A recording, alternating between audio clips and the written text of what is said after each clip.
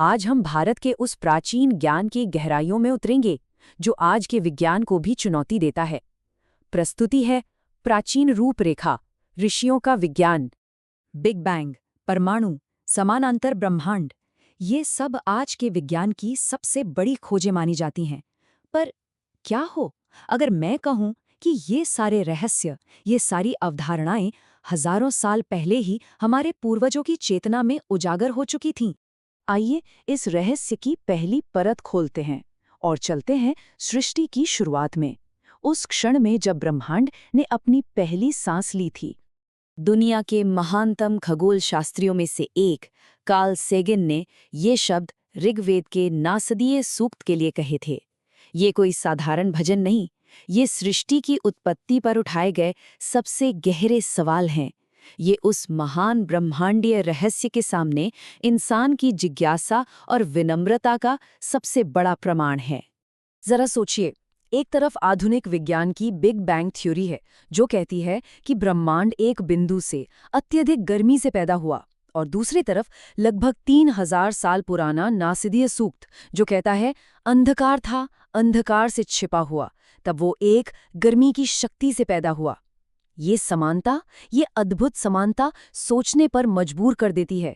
ब्रह्मांड की उस विशालता से उतरकर अब हम झांकते हैं पदार्थ के सबसे गहरे रहस्य में, यानी उसके सबसे छोटे कण की खोज में।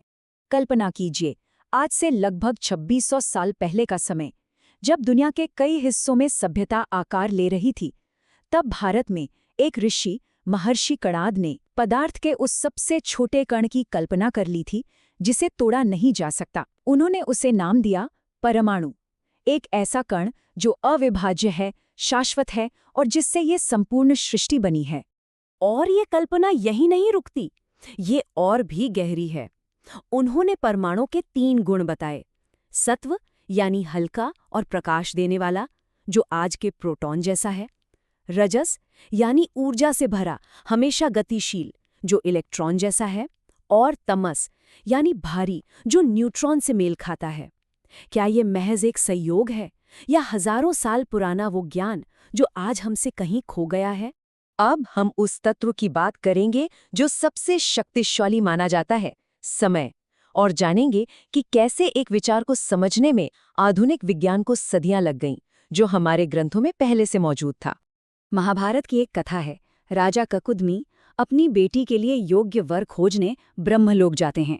वहां उन्हें ब्रह्मा से मिलने के लिए बस कुछ पल ही इंतजार करना पड़ता है।